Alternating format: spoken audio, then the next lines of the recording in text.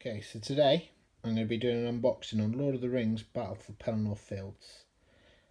I'll be opening up the box in a minute, so we'll just pause while I open the cellophane and then we'll get started. Okay, so we've got the cellophane off now, so now we'll open up the box to see what we've got inside. So, first thing we've got, it's got some Army of the Dead on sprue. These plastics came out a fair while ago, but they're fantastic still for the day. You can make 10 Army of the Dead warriors out of each sprue, and you get 2 sprues of these bad boys. So that's a good start for any good force. You also get, for the good guys, 2 lots of Riders of Rohan. I'll put the box lid behind it because then you can see them better. So these guys came out during the Two Towers films. They still hold up well today. You get your 12 horses as well. They're great. Just be careful with the ankles when you're building those because they do have a tendency to break. Then got the Warriors of Rohan. There's 1 sprue of them there. I think that's all you get. Yep, so you get 1 sprue of Warriors of Rohan on foot. So you get a mix of bows, spears and swords, stroke axes. Next thing you get inside the box is 3 sprues of Moranian orcs. These guys are much better than the Mordor orc sculpts. They were slightly newer, done during Return of the King. They give you like a nice mix of weapons, but they're very heavily armoured, great to paint. So you get 3 sprues of them. Next thing you get is a troll kit. So you can make a Mordor troll, a troll drummer, or an Isengard troll out of this kit. It's a fantastic kit, lots of spare pieces over here that allow you to kind of use and do bits and pieces on. You've got the armour plates there for your Isengard troll. You've got your troll spear, troll hammer, which is over here in the corner, sword and your mace.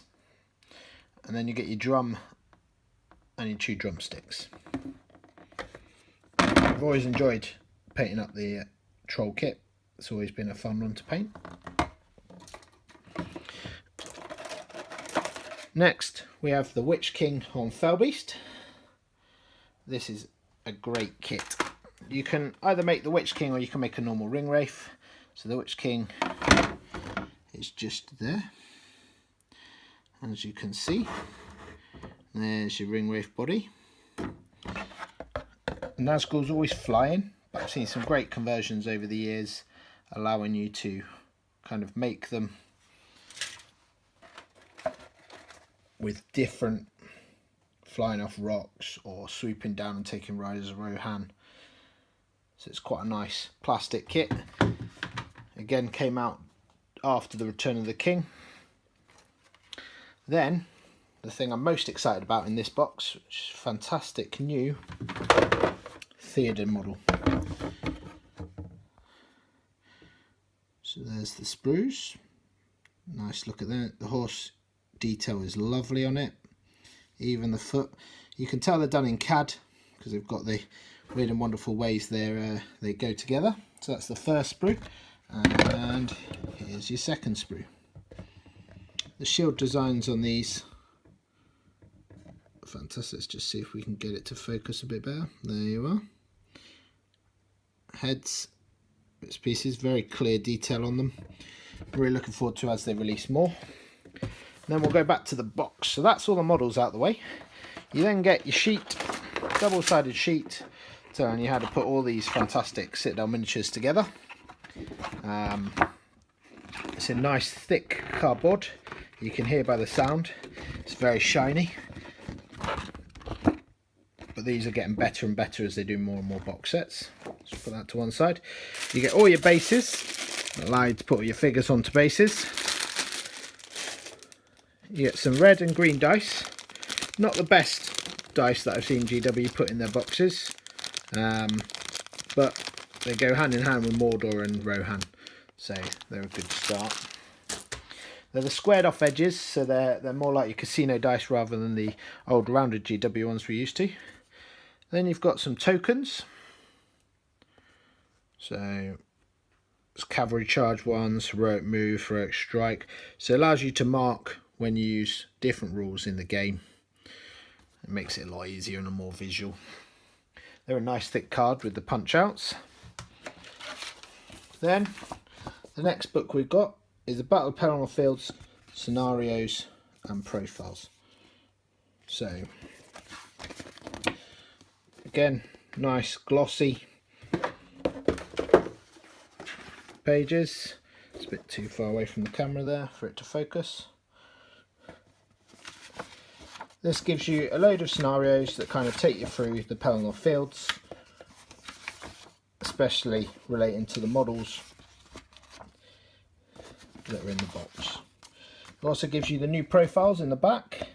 So let's just focus on Theoden. So you've got 3 heroic actions he's allowed to make. You've got the changes in the keywords under his name: man, Rohan, cavalry and hero. All the stats look unchanged.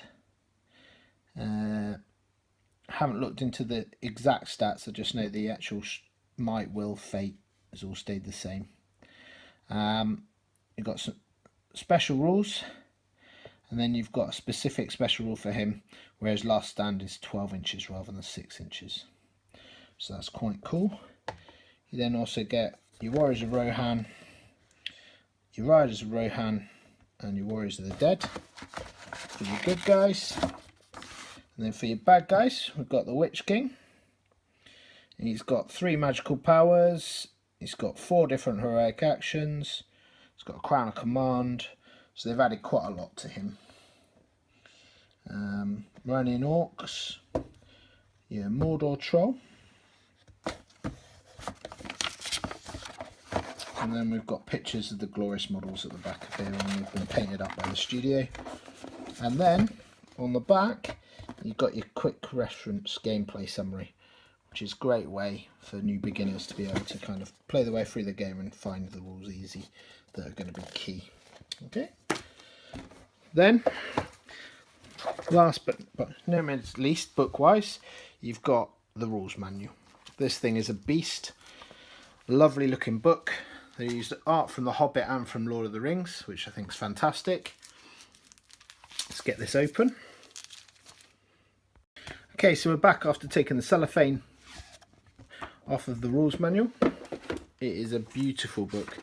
There's all Lord of the Rings books before it. It has the map at the start, but mainly focused on the Shire, Rohan and the Ravenian.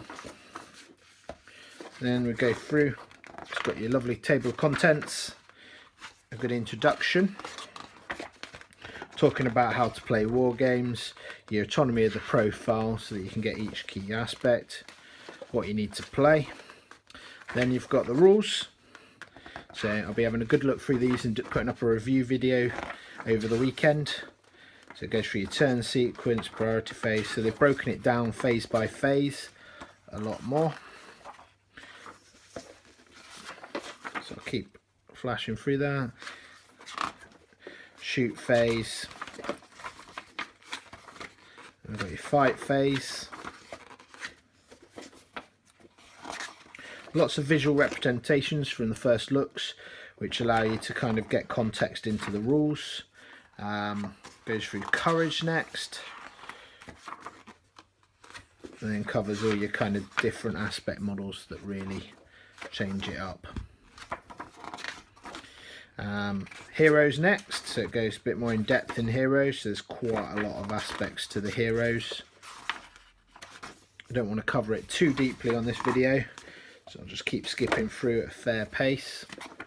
Got monsters, weapons and war gear is the next one. So it's going through all your different weapon strikes and what abilities they have. Again, looks like similar pictures to some of the older Lord of the Rings rulebooks if you've been playing a fair while. Magical powers. I've heard on the Warhammer community that this has changed quite a lot. So Interesting to read through them. Special rules, so they've put a special rules section in to make it a lot clearer. Advanced rules, which adds in new terrain features and new bits and pieces for that. Siege engines, everyone's favourite. Sieges, so they've put actual rules in for sieges now, and then they've gone through narrative play, open play and match play. If you played any of the other GW games, you'll be used to these 3 different styles of play in the other 2 games in Age of Sigmar and Warhammer 40k.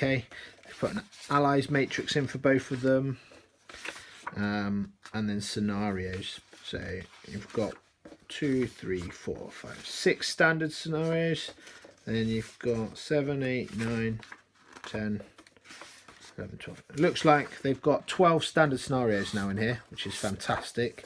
It allows you for a little bit more of different play. Then we go to the armies of Middle-earth, so it shows you full colour pictures of the beautiful Citadel miniatures range for the Lord of the Rings that have been in the past. I don't know, I haven't had a flick through yet to see if there's any of the new figures before they've been released. But so far, it's all the older miniatures that we've seen before. I always like to check to see if they've got any snippets or any nice sneak peeks of any models to come.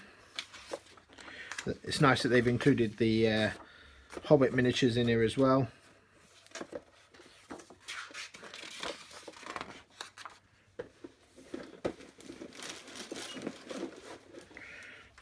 Thrandur on his halls. Small section for Radagast, Azog's Legion. Smorg, beautiful model. And then it goes on to some example armies of what people have made. So you've got Adam Trokes, Dan Huckvales, Jay Clark's, David Whittaker's, and then that's it. And then it talks about the next 2 army books, which give you all the armies from the 2 different sections. So you've got Lord of the Rings armies of and Hobbit armies of. So that'd be cool to get my hands on them this weekend and kind of do a video on them as well. And that's the end of the contents. And then the last thing in the box down here is your flying stand for your Witch King. And then these 2 range rulers, which they've started doing in recent box sets, and I think they're a nice refreshing. They allow you to kind of really use a tape measure without having those silly red sticks that they used to have. At least with these, the numbers are very clear. There's lovely artwork in the background, and you can cut them down. If you can get hold of multiples of these, you can cut them down into the size you want. So if you've got 6-inch move, you can cut them down to 6, and then you've got multiples of different sizes that make it nice and easy to be able to use them. And that's it. Thanks for listening to me. So we're going to be doing a few more videos over the next few weeks, and you should see some more content come out from us. So if you like us, please like the page and subscribe, and I'll put details of our website in the show notes. All right, thanks.